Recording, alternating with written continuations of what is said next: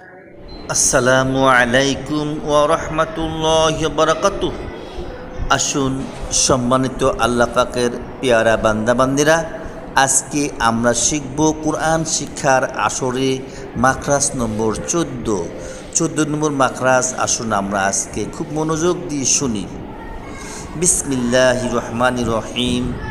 14 নম্বর মাখরাজ, নিচের ঠোঁটের ফেট সেই বরাবর উপরের সামনের দুই দাঁতের আগার সাথে লাগাইয়া এখান থেকে একটি হরফ ফা উচ্চারিত হয়।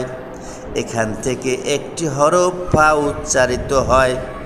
আবার বলছি, নিচের ঠোঁটের ফেট উপরের সামনের দুই দাঁতের আগার সাথে লাগাইয়া এখান থেকে একটি হরফ উচ্চারিত হয়, নাম তার ফা, নাম তার ফা। শুদ্ধরূপ উচ্চারণগুলো শিখি, আল্লাহ পাকের কোরআন পড়ি এবং আল্লাহ পাকের রাজি খুশি করে জান্নাতি হয়ে যাই, জান্নাতি হয়ে যাই।